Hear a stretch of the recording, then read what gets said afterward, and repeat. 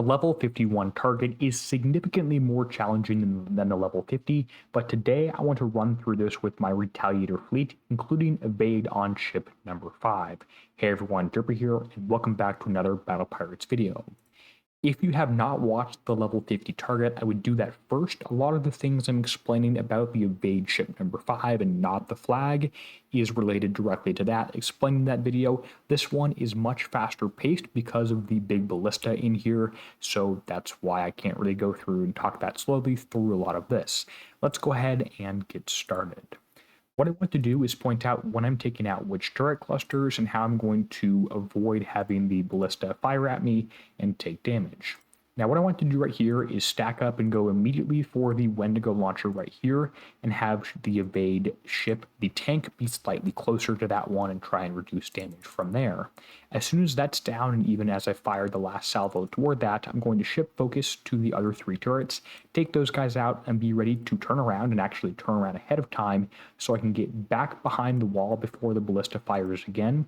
If you're moving, you should be fine. If you're not moving, wait till the circle disappears there. If you're not moving, you're going to take quite a bit of damage from that thing. It's pretty nasty. Going to come back in and grab the turret that moves. Any other target, we'd call that a ship, but this one's siege. A few shots there, that's unfortunate. This one's siege, so we're not going to do that. Okay, move. Shouldn't land behind me there. What I want to do now is take the number 5 ship and have this guy slightly out ahead of everybody else.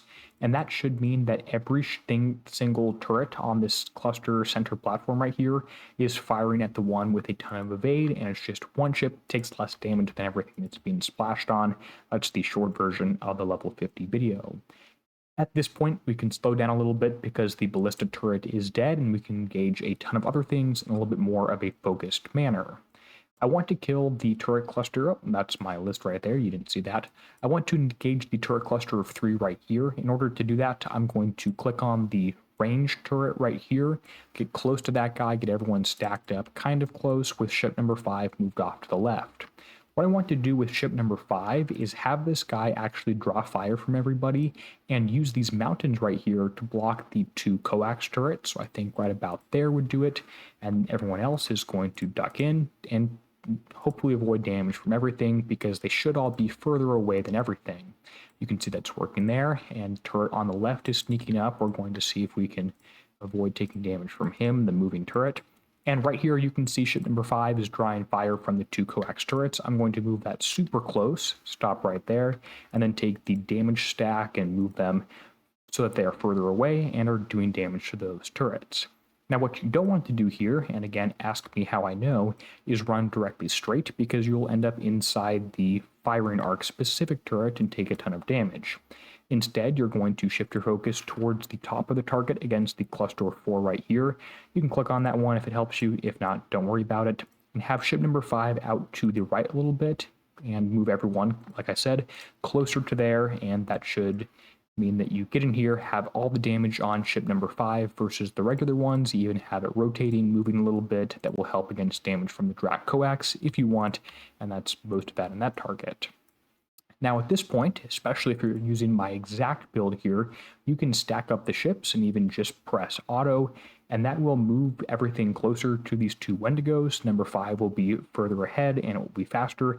That should take all the damage from those guys. It's possible. It doesn't quite work exactly like that. I haven't tested it too much at this point, and I did think I saw a down arrow on ship number 2 or something, but that's not the end of the world right there. It should be instant repair on the back ships regardless.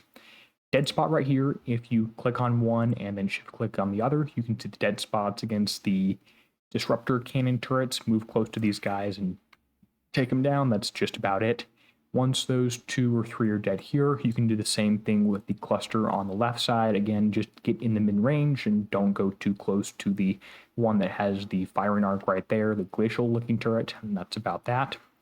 Last target is, or the last cluster here, is one of the more difficult ones because it has both Wendigos and a coax turret. Have ship number 5 go first, not parallel with everything else, and the other one stop pretty far away. That should be about it right there. Number 5 will even cheat and move him forward a little bit. So again, all the damage, splash, etc. goes on to just that one ship. That's the target. It's a little bit hectic, a little bit difficult, but that is the best approach I have found to this one so far. Let's go ahead and take a look at the damage, the battle report, and the build. I also have just noticed I was zoomed in on this one. If you couldn't see too many of the things on the edge, apologize for that one, but this was one of the better runs, so I think I'm going to have to keep that one. Ballistic damage there is not too crazy.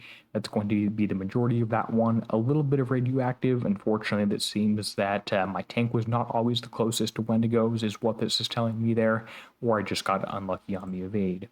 Repair time is 18 minutes and 33 seconds. More of this might be on this last ship. If it's like 6 minutes for that one, doesn't really matter to me.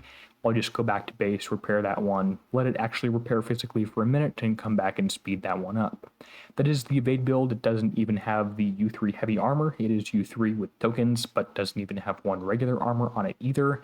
It's going to by the time raid starts, and then some regular stuff, which is just U1, mix of like normal weapons and legendary ones. Nothing too crazy on that one.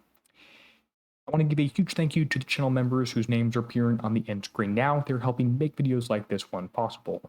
And until next time, this is Derpy signing out, helping you be a better pirate.